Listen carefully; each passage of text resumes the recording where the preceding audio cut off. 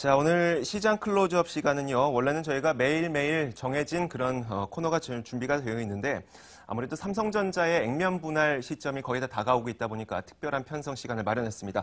삼성전자 액면 분할과 그리고 앞으로의 실적 전망까지 저희가 현대차투자증권 노근창 리서치센터장과 함께 이야기 나눠보겠습니다. 어서 오세요. 안녕하십니까? 네. 자, 안녕하세요. 오늘 어떤 내용이 준비되어 있는지 저희가 잠깐 소개를 해드리도록 하겠습니다. 만나보시죠.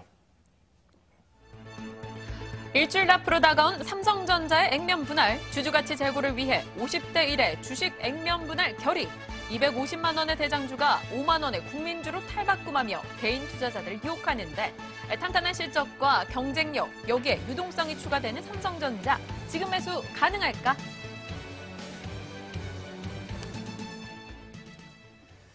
자, 아마 많은 분들이 관심 갖고 계실 텐데요. 지금 사는 게 나을까? 아니면 뭐 나중에 실적 보고 그냥 실적 올라가는 것에 따라서 사는 게 나을까? 이런 고민들 하실 겁니다. 단순히 주식 가격이 50분의 1로 내려간다고 해서 이게 주가가 자체가 좋아지는 건 아니니까요. 일단 그 50대 1로 액면 분할을 하게 됐습니다. 여기에 대한 평가부터 한번 들어보죠. 이거 어떻게 보세요? 사실 삼성전자가 사실 한 주당 뭐 200에서 300만 원 네네. 사이에서 움직이다 보니까 사실 뭐 물론 뭐 주식 투자하는 사람이 그 돈이 없어서 못하진 않겠지만 그렇죠. 어쨌든 일반 주주들한테도 좀 기회를 주는 그런 차원에서 제가 봤을 때는 특히 주주 친화 정책으로서는 상당히 긍정적인 어쨌든 변화 아닌가 그래 보고 있고요. 작년부터도 계속 그랬지만 삼성전자가 배당이랑 또 네. 자산 소각 이런 거를 계속 하면서 또 액면 분할까지 같이 하는 거기 때문에 주주 환원 정책과 주주 친화 정책이 동시에 결합되면서 삼성전자에 대한 시장의 관심이 높아지는 계기가 되지 않을까 그래 보고 있습니다. 아마 액면 분할은 많은 분들이 또 공부도 하셨을 거고 저희도 방송 통해서 많이 짚어드렸으니까 액면 분할 자체가 주가 상승의 요인은 이라고 보기는 좀 어렵다 이런 얘기는 쭉 많이 했었거든요. 네. 그래도 거래를 활발하게 하는 효과는 또 네. 그동안에도 있었고 삼성전자에도 또 마찬가지로 작용하겠죠. 예, 사실 삼성전자가 보면 외국인하고 기관 비중이 너무 높아서요. 네네. 특히 외국인 비중이 높아서 이번 계기로 특히 요즘들 같은 이제 요즘은 개인 투자자들도 보면 정말 고액 투자자들이 많고 네. 그리고 사실 이렇게 안정적으로 분기에 한 번씩 배당 주는 회사가 한국에는 없습니다. 그래서 분기 배당한다는 것은 복리 효과도 있기 때문에 고액 자산가들한테는 좋은 투자 수단으로서 작용할 수도 있기 때문에 네네. 물론 뭐 고액 자산가한테 그 돈이 뭐 없어서 못 사는 건 아니겠지만 네. 어쨌든 개인 투자자 비중이 높아지는 계기는 되는 거기 때문에 수급적으로는 긍정적인 효과가 충분히 있을 거로 저희는 보고 있습니다.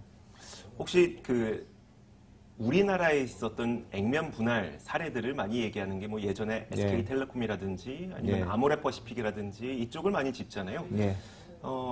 그 사례들을 보면서 어떤 생각을 좀 하셨는지가 궁금하거든요. 실적이 좋아지는 기업이 액면 분할을 하게 되면 실제로 주가 상승으로 많이 연결이 되던가요? 사실 주가라는 거를 이벤트로 볼 건지 펀더멘탈로 보는 네네. 거에 대한 차이인 것 같아요. 이벤트로 볼 때는 항상 특히 실적이 제일 중요하죠. 네네. 단기 실적이. 그리고 그 다음에 펀더멘탈로 볼 때도 또 당연히 실적이 중요하고요. 그렇죠.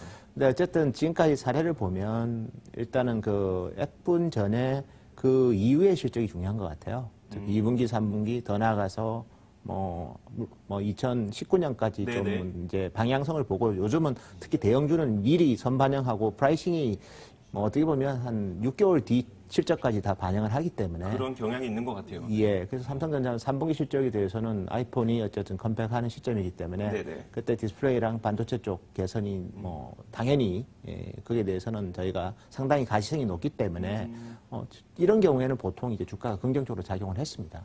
F분 자체가 네. 단순하게 그냥 이벤트로 끝나는 게 아니라 실적과 같이 결합됐을 때는 훨씬 더 레벨업 되는 계기로서 많이 작용했기 때문에 네네. 물론 삼성전자는 워낙 시가총이 커서 과거 경험하고 그대로 정비를 해서 볼 수는 없지만 그래도 일단 실적 고전 시기에는 어쨌든 간에 F분은 전체적으로는 주가에는 긍정적으로 작용하였다는 것을 우리가 경험적으로 알 수 있습니다. 네. 그러면 지금 삼성전자의 입장에서도 실적이 좋아지는 국면으로 생각을 하시는 거고, 예, 예. 좋아지는 국면에서 액면 분할을 하기 때문에 유동성이 증가하게 되면서 예. 주가에도 좀 맞습니다. 뭐 일부분이나마 긍정적으로 작용할 수 있다고 보시나 보네요. 예, 그렇게 보고 있습니다. 알겠습니다.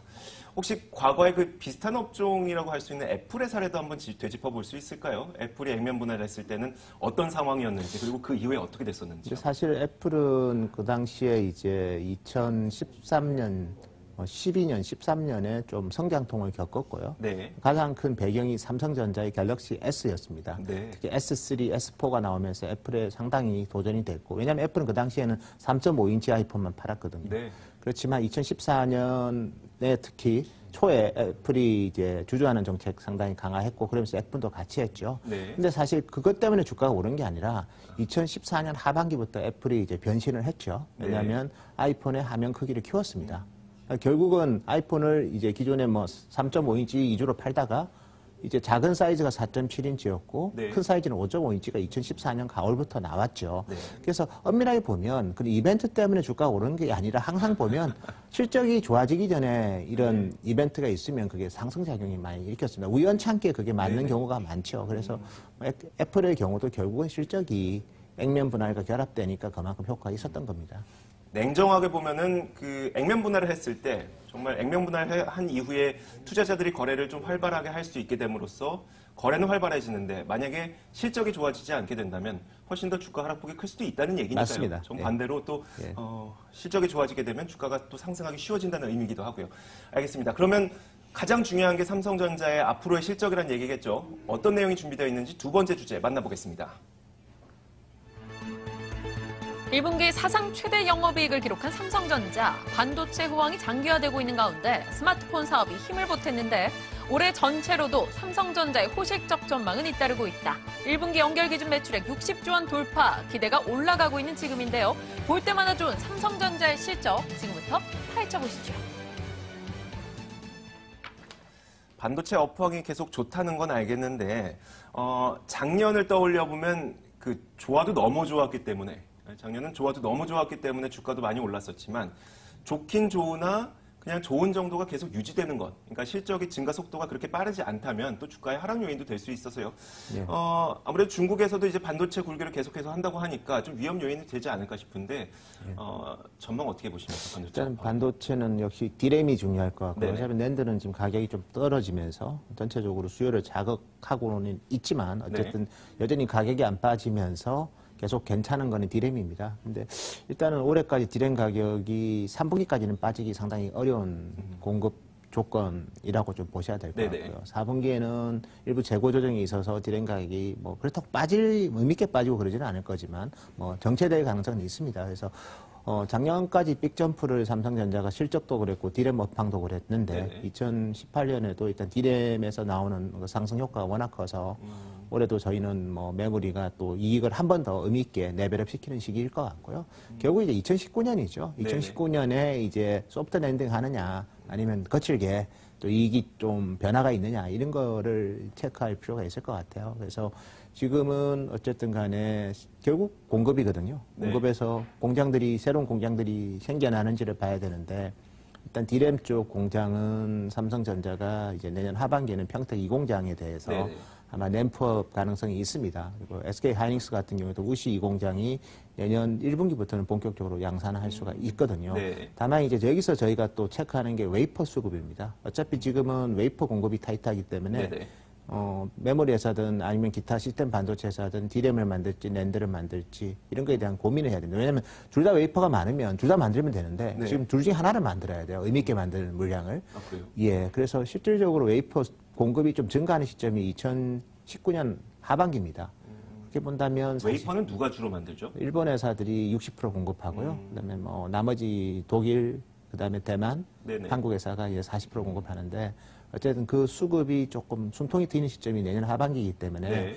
아마 내년 하반기부터는 좀 생산량을 늘릴 거예요. 다만 이제 하반기는 또 성수기이기 때문에 네네. 그래서 2019년 전체적으로도 디램 가격이 의미 있게 빠지기 힘들다고 보면 결국 공정 전환을 잘한다면 네네. 2019년에도 삼성전자 이익이 뭐 이런 속도로 증가하지는 않겠지만 네. 2018년과 유사한 이익 아니면 소폭 증가할 수도 있는 기회 요인은 있지 않을까 그래 보고 있습니다. 아직 삼성전자의 내년 실적 전망까지는 안 하셨죠? 저희는 하죠. 하셨습니까? 예, 하지만 네. 시장에서 잘 안 믿죠. 예.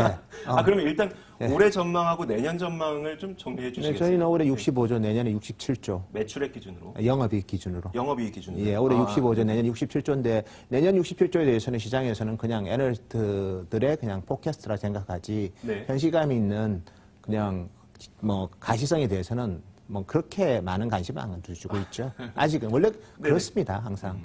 알겠습니다.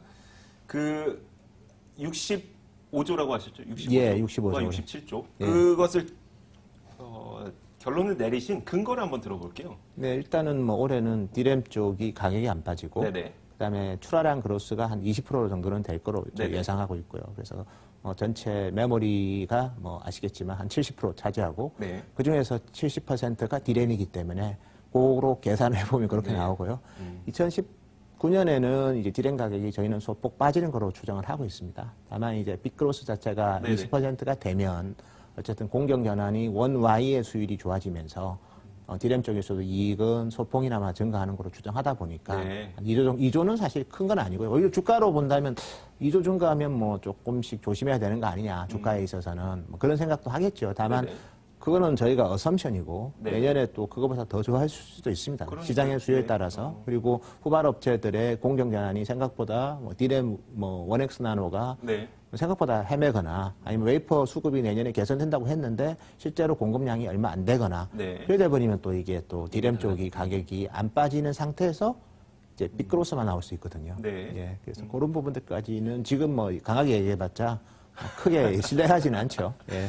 그리고 또 그 시장이 변해가는 상황에 따라서 또 전망치도 계속 수정이 되는 거니까요. 소비자 제품 비중이 여전히 뭐 서버 네. D램 데이터 센터 크지만 소비자 제품이 70%이기 때문에 소비자라는 그 디맨드라는 거는 저희가 뭐 특히 1년 뒤에 대해서는 뭐 상당히 뭐 어떻게 보면 컨빅션을 가지고 얘기하기에는 네네. 변동 요인이 많습니다. 알겠습니다. 그 시간이 별로 없어서요, 센터장님. 요즘에 많이 고민들을 하고 계시는 디스플레이 부분 전망이 어떤지 좀 듣고 싶어요. 디스플레이는 뭐 삼성이 어차피 올레드에 네. 올인하고 있기 때문에 모바일 디스플레이는 일단 우리가 예상한 것보다는 조금 그렇게 우호적이진 않은 것 같습니다. 네. 가장 큰 게 메모리 가격이 오르고 스마트폰의 카메라의 차별화가 자꾸 이루어지다 보니까 네. 원가가 그쪽에 대해서 많이 할당이 되고 있습니다. 그러면 디스플레이는 뭐 스마트폰 원가가 제일 크고 네. 또 삼성 디스플레이는 대부분이 스마트폰 올레드이기 때문에 이익 면에서는 네. 그렇게 본다면 이제 그 원가를 낮춰야 되는 그 대상이 되는 거죠. 네. 그렇기 때문에 사실은 LCD 비중을 다시 높이는 일시적인 현상이 있고 두 번째는 또 중국 회사들 또 LG 디스플레이 다 캐파를 많이 올레드 쪽으로 증설을 했기 때문에 네네. 일단 단기적으로는 공급가인 가능성도 좀 있기 때문에 계절적으로 당연히 하방이 회복되지만 우리가 기존에 예상했던 그 탄력적으로 회복되는 데는 한 2년 정도는 시간이 더 필요하지 않을까 그래 보고 있습니다. 그건 저희가 그 삼성뿐만 아니라 업황 전망으로 좀 들어도 대형은 무관하겠죠? 좀 다른 색깔이고요. LCD 네. 대형은 어차피 네네. 공급강이고 네. 중소형 올레드는 우리가 많은 장밋빛으로 봤는데 전체적으로는 스마트폰 시장은 뭐 소폭 감소하고 있는데 나머지 원가가 올랐기 때문에 네. 디스플레이까지 올레드 쓰면 스마트폰 회사들은 죽어나는 거죠. 알겠습니다. 자, 알겠습니다. 자, 그래도 기본적으로 실적 전망을 굉장히 높게 해주시다 보니까 삼성전자에 대한 투자 의견은 그래도 매수 가능하다고 보시는 거죠? 괜찮습니다. 예, 긍정적으로 알겠습니다. 보고 있습니다. 예. 네, 알겠습니다. 자, 오늘 여기까지 듣도록 하겠습니다. 오늘 첫 번째 시간이었었고요. 현대차투자증권 노근창 리서치센터장과 함께 액면 분할을 앞두고 실적 전망까지 한번 들어봤습니다. 오늘 말씀 고맙습니다. 네, 고맙습니다.